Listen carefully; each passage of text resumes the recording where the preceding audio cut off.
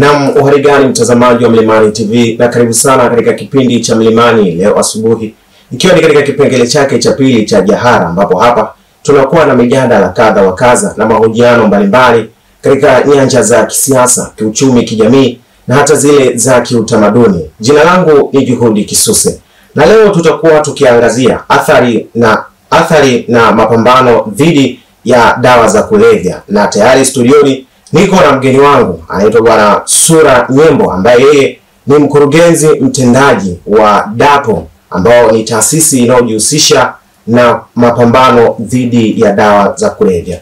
Bwana, karibu sana studio zetu. Asante sana. Naam, ningependa kufahamu na mtazamaji pia angependa kufahamu kwanza nini maana ya DAPO? DAPO kwa kirefu ni Drug Abuse Prevention Organization. Ndio. Na DAPO ni taasisi inayotoa huduma za utoaji wa elimu juu ya athari zote zitokanazo na matumizi ya dawa za kulevya. Lakini pia DAPO ina nyumba ya upataji nafuu ambayo kwa wengi wanafahamu kama sober house. Inatoa huduma za utengemao kwa waraibu wa dawa za kulevya. Sawa. Na je, ni taasisi ya kiserikali au sio ya kiserikali? DAPO ni taasisi isiyo ya kiserikali, lakini imesajiliwa na Wizara ya Afya na Maendeleo ya Jamii. Lakini katika baadhi ya huduma tunapata kibali kutoka kwa serikali, nikiwa na maana katika huduma ya nyumba ya upataji nafuu huwa tunapata kibali kutoka Mamlaka ya Kudhibiti na Kupambana na Dawa za Kulevya kwa uanzishwaji wa hiyo huduma na uendelezwaji wa hiyo huduma nje ya ile registration ambayo tumepata katika NGO kutoka wizara. Sawa. Umegusia neno dawa za kulevya. Pengine kuna mtazamaji angependa kufahamu, kuelewa zaidi kuhusiana na hili neno dawa za kulevya. Je, ni nini? Dawa za kulevya ni kemikali aina yoyote ambayo mtumiaji anaweza kuitumia huathiri mfumo wa fahamu na kumsababisha mtu huyu kuweza kubadilika kifikra, kihisia na kitabia. Sawa. Je, unaweza ukatuelezea hali ya sasa ya matumizi ya dawa za kulevya hapa nchini ikoje? Hali ya sasa kwa unajua imeshuka kwa kiasi kikubwa, na naposema hali imeshuka kwa kiasi kikubwa ilikuwa niko na maana dawa huwa zinabadilika kila siku. Yaani watumiaji huwa wanabadilisha dawa kila siku. Miaka ya nyuma tunaona heroin ilikuwa ni dawa ya kulevya ambayo ilikuwa na watumiaji wengi sana, na heroin ni dawa ya kulevya pekee ambayo inatengeneza uraibu kwa haraka sana. Na heroin ni dawa ya kulevya ambayo mtumiaji akikosa anakuwa na maumivu makali sana. Kwa hiyo iliweza kupambaniwa heroin katika miaka ya nyuma, lakini sasa kitu kilichokuwepo sasa hivi watumiaji wa heroin wamepungua. Lakini kumekuwa kuna ongezeko kubwa la watumiaji wa bangi. Kuna sababu mbalimbali ambazo zinaweza kuwa zinasababisha utumiaji wa bangi ukawa uko juu zaidi. Sawa. Je, ni makundi gani hasa yanaathirika zaidi hapa kwetu nchini? Hasa vijana, na hasa kuanzia miaka 15 mpaka 35. Hili ndio kundi ambalo lina watumiaji wengi wa dawa za kulevya. Aidha katika napozungumzia miaka 15 ni katika namna mtu alipoweza kuanza kutumia, kwa sababu tunaona katika takwimu vijana wengi kuanzia miaka 15 ndio wanaanza kuweza kutumia hizi dawa za kulevya. Lakini hapa katikati huwa wanakutana na situation nyingi mpaka kufika miaka 35. Wengi wao ndio kundi ambalo tunasema kundi ambalo lipo katika hatari zaidi. Na wengi watumiaji wa dawa za kulevya. Sawa. Je, ni maeneo gani ya nchi hasa ambayo yanaonekana kuathirika zaidi na matumizi ya dawa za kulevya? Maeneo ni mikoa, na hasa na hii mikoa mikubwa kama Dar es Salaam, Arusha, Mwanza. Tunasema katika majiji zaidi ndio kuna watumiaji wengi wa dawa za kulevya, na itategemea ni dawa gani ya kulevya ambayo unaweza kuizungumzia, kwa sababu napozungumzia dawa za kulevya zimegawanyika katika makundi matatu. Kundi la kwanza la dawa za kulevya ni kundi la vichangamshi. Ambaye mtumiaji anapotumia dawa ya kulevya ambayo ipo katika kundi la vichangamshi, mifumo ya utendaji kazi katika mwili wake unakuwa iko juu ya kiwango. Let's say napozungumzia mfano wa dawa za kulevya ambayo ipo katika kundi la vichangamshi, ni kama naizungumzia cocaine, lakini pia naizungumzia mirungi. Lakini kuna kundi la pili la dawa za kulevya ambao ni kundi la vipumbaza au vilaza. Na mtumiaji anapoweza kuitumia dawa ya kulevya ambayo ipo katika kundi la vipumbaza au vilaza, ile mifumo ya utendaji kazi inakuwa iko chini ya kiwango. Mfano wa dawa za kulevya ambazo zipo katika kundi hili, napozungumzia labda dawa tiba zenye asili ya kulevya kama unavyoona Valium pamoja na Tramadol. Lakini pia kuna heroin. Kwa hiyo na kundi la tatu la dawa za kulevya ni kundi la vipagawisho, ambaye mtumiaji anapoweza kuitumia dawa ya kulevya ambayo ipo katika kundi la vipagawisho, tunasema kwamba milango ile mitano yote na tafsiri vitu kinyume na uhalisia. Kwa hiyo mfano wa dawa ya kulevya ambayo ipo katika kundi hilo ni kama bangi. Sasa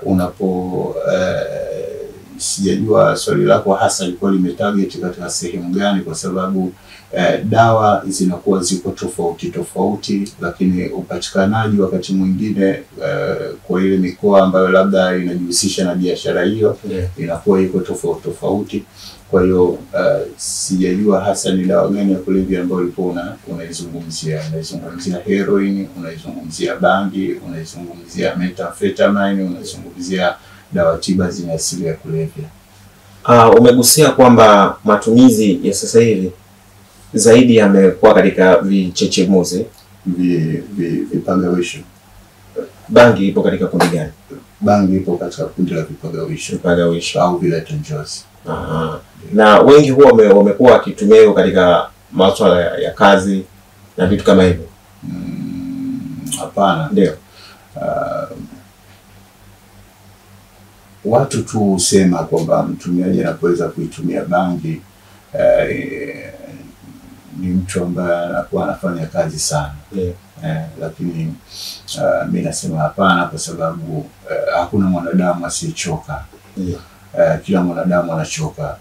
Bangi inachokifanya, ina baadhi ya kemikali ambazo inaenda kuua baadhi ya ile mishipa fulani ya fahamu ambayo inamsababisha mtu kuweza kuhisi kama anakuwa amefanya kazi sana, amechoka au hajachoka. Kwa hiyo bangi inaenda kuua pale. Kwa hiyo mtu hata kama mwili unakuwa umechoka, lakini yeye anakuwa hajihisi kama amechoka kwa sababu ya athari ya ile bangi aliyokuwa ametumia. Kiasi kwamba sasa ile kiafya tunasema kwamba inaweza kumletea athari, kwa sababu mwili nao unahitaji kuweza kupumzika. Kuna sababu mbalimbali ambazo zinasababisha watu wengi kuweza kutumia bangi, hasa kwa sasa hivi, na hasa sasa hivi kuna bangi aina ya skanka. Sababu moja wapo tunaweza tuwasema mitandawazi. Leo ukiingia katika baadhi ya mitandao ya kijamii unakuta kuna baadhi ya wasanii wengi ambao hasa kwa wale ambao wanatoka katika nchi za huko, wanatoka Amerika. Na kuna baadhi ya sehemu ambao wameruhusu bangi kuweza kutumika kisheria. Kwa hiyo unakuta sasa mtu anatangaza bangi kama anavyotangaza matangazo mengine ya biashara. Kwa hiyo vijana wanaona, na vijana wanaweza kuwa fans wa wale wasanii ambao wanaweza kufanya matangazo kama hayo. Kwa hiyo ni rahisi kuweza kushawishika kuweza kujiingiza katika matumizi ya dawa ya kulevya aina ya bangi. Sawa. Sasa hebu kwa utafiti ambao mmefanya nyinyi kama DAPO, ni sababu zipi hasa zinapelekea kundi hilo la vijana kujihusisha na matumizi ya dawa za kulevya? Na sababu zamani tulikuwa tunasema kwamba upatikanaji, lakini leo tunaona kuna baadhi ya mashamba ya bangi yanachomwa kila siku, na wameweza kuidhibiti bangi ambayo iko hapa nchini. Lakini kuna bangi ambazo zinakuwa sababu hii skanka asili yake inatoka South Africa. Sasa bado kidogo mamlaka inaweza kupambana katika namna ya kuweza kuwakamata watu kama hawa ambao wanajihusisha na biashara ya kutoa hizo bangi South Africa kuweza kuleta Tanzania. Upatikanaji inawezekana ni ikawa inaingia, kwa sababu kama bidhaa ipatikane watu hawawezi kuweza kuitumia.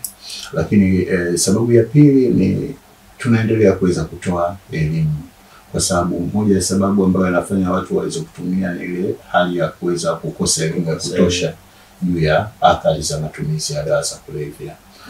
Sababu ya tatu inaweza ikawa ni msukumorika. Msukumorika kwa sababu mara nyingi kijana anapokuwa katika ujanarika anakuwa ni mtu ambaye anataka kuweza kujaribu vitu tofauti, na kama nilivyokuwa nimezungumza hapo awali, wengi huanza kuingia wakiwa na umri wa miaka 15 kwenda juu. Kwa hiyo tunaona kwenye hii miaka 15, 17 mpaka 18 ni watu ambao bado wako katika namna ya kuweza kukua na kuweza kutaka kuweza kujua vitu mbalimbali ambavyo vinaweza vikawa vinafanyika au vinatokea katika jamii inayowazunguka. Sawa. Je, sasa ni zipi athari za matumizi ya dawa za kulevya kwa mtu mmoja mmoja? Kwa mtu mmoja mmoja, napozungumzia athari ya matumizi ya dawa za kulevya kwa afya, inaweza kuchochea magonjwa ya akili. Magonjwa ya akili kwa sababu let's say kama bangi nilizungumzia, inaenda kuharibu mfumo wa fahamu na kumsababisha huyu mtu kuweza kutafsiri vitu kinyume na uhalisia. Kwa huyu mtu anakuwa yupo kwenye hatari ya kuweza kupata ugonjwa wa akili ambao unaitwa schizophrenia. Lakini pia bangi inamfanya mtu kuweza kuwa na zile overthinking, anafikiri kupita kiasi. Kwa hiyo mtu kama huyu anaweza kupata msongo wa mawazo, depression. Lakini pia huyu mtu anakuwa na zile paranoid. Bangi huwa mtu anaweza akawa anakaa pembeni, labda tu anacheka au anaongea mambo yao, mtu akahisi wanamuongelea yeye. Kwa hiyo kupitia hizi paranoid, bangi husababisha sana mtu kuweza kuvunja mahusiano na watu wengine. Lakini pia hizi dawa za kulevya zinachochea uhalifu katika mitaa, kwa sababu moja ya athari ya matumizi ya dawa za kulevya, mtu kubadilika kitabia, kwa anakuwa na zile tabia ambazo hazistahili katika jamii. Lakini sababu ya tatu, unapotumia dawa za kulevya kama unaweza kusababisha vifo, na ninapoweza kuzungumzia vifo nazungumzia kama overdose, dawa kama heroin kwa wale ambao wanatumia kwa njia ya sindano, tunasema walidunga. Anapoweza kutumia kwa kiasi kikubwa, anaweza kusababisha overdose ambayo akawa sasa ameshapoteza maisha. Lakini dawa ya kulevya pia ni uchochezi wa ugonjwa kama HIV. HIV kwa sababu kwa wale wajidunga huwa na mtindo wa kuweza kushare sindano.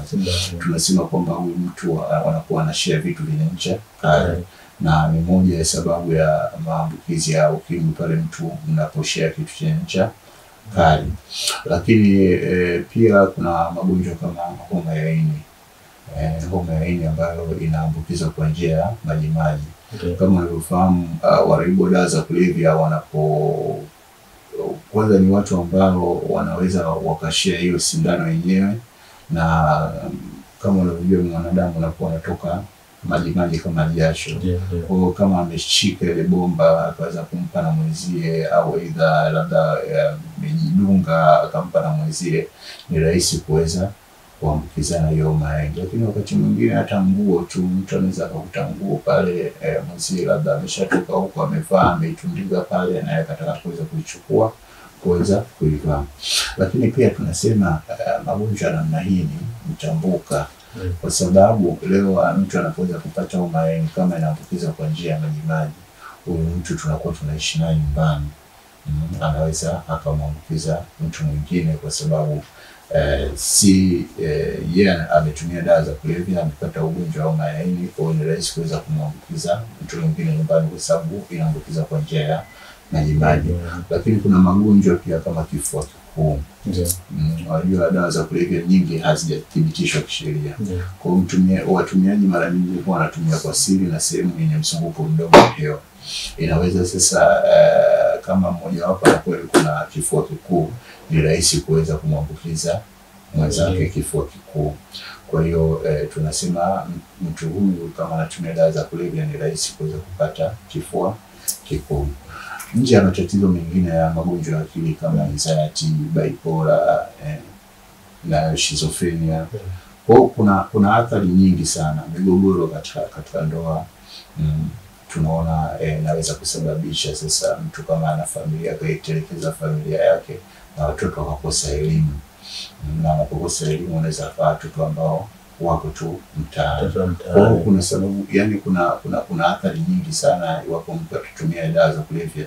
Inaweza kuleta athari kubwa kiafya yeye mwenyewe binafsi, lakini kijamii, lakini pia hata kiuchumi, kwa sababu leo mtu anapoweza kufungua duka lake, watu wakatokea watumiaji wa dawa za kulevya wakalivunja lile duka, lakini yule mtu alikuwa analipa kodi, na kama alikuwa analipa kodi, lakini kuna watu pia amewaajiri pale.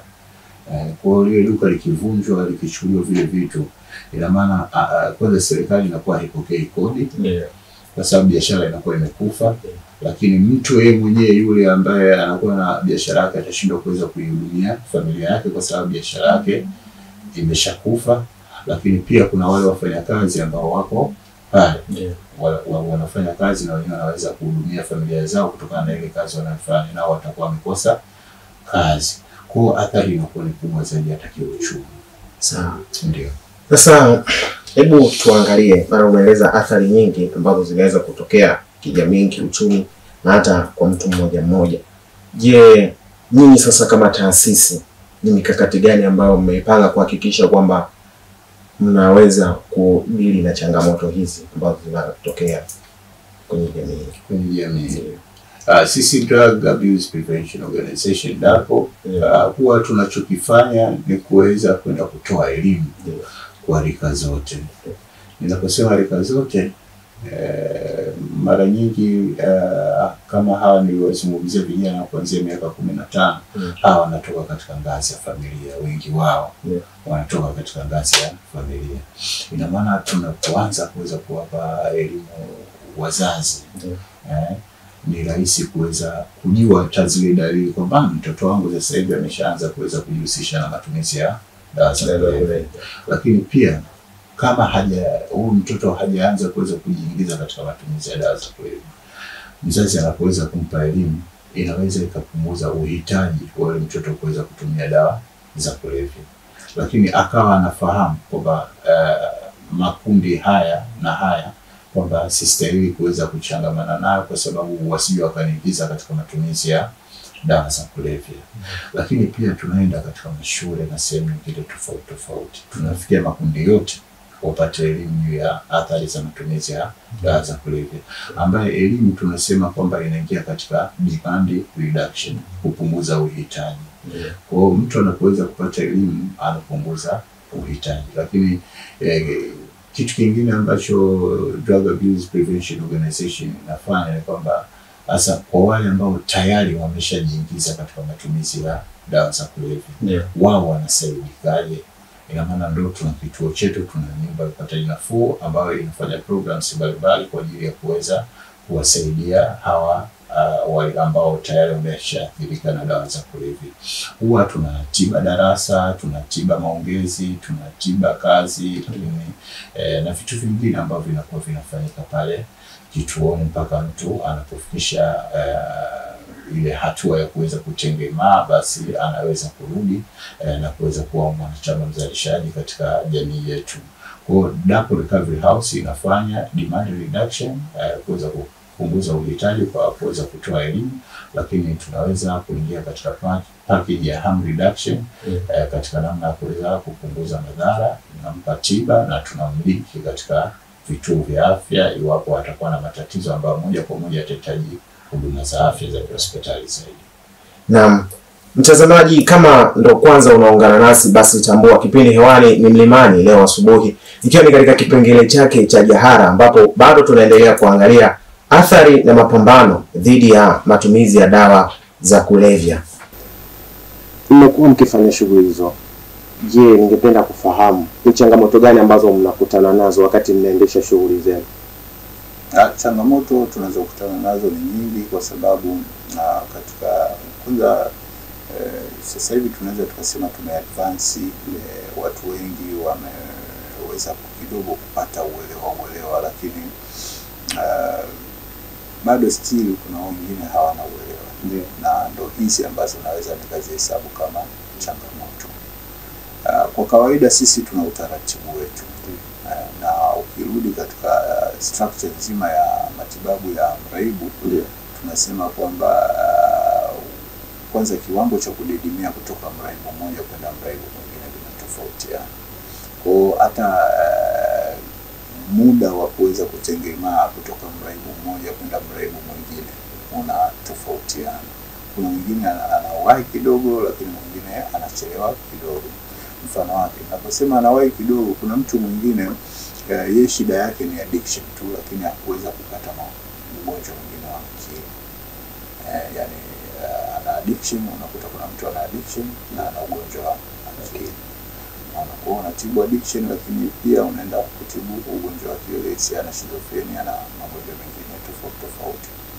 Kwa hiyo unakuta mzazi sasa anamleta labda kijana wake pale kituoni, analazimisha kwamba huyu mtu iwe ni addiction peke yake na atengemae katika ule muda ambao tunasema wa makadirio wa yule mtu ambaye yuko na addiction peke yake. Kwa hiyo wakati mwingine inaleta shida, lakini pia tunasema kwamba waraibu wakikaa muda mrefu kidogo katika matibabu ndo wana advantage kubwa ya kuendelea vizuri zaidi. Sasa unakuta mtu anakuwa anamleta mtu pale kituoni, anamweka mwezi mmoja, akishaona tu, unajua katika uraibu jinsi ulivyo, mwili ndio uoga unaanza kurudi kwa haraka, kwa mtu anakuwa sasa na ule muonekano ambao kidogo anaanza kuweza kutazamika vizuri. Kwa hiyo mtu anavyomwona vile anaona huyu tayari ameshaona, haina haja ya kuweza kuendelea kumweka hapa kituoni, anakuwa analazimisha na kuchukua. Kwa hiyo sasa anapomchukua yule mtu hajatengemaa, kwa sababu kiakili anakuwa bado hajawa vizuri. Kwa hiyo hii inasababisha sasa relapses zinakuwa nyingi, anaanguka. Lakini sababu nyingine, unajua kuna baadhi ya familia ambazo zinaamini katika mambo ya ushirikina. Anapomwona kijana wake alikuwa yuko vizuri tu, baadaye kijana wake kajiingiza katika matumizi ya dawa za kulevya, labda kwa siri, kwa sababu mara nyingi majaribio yanafanyika kwa siri.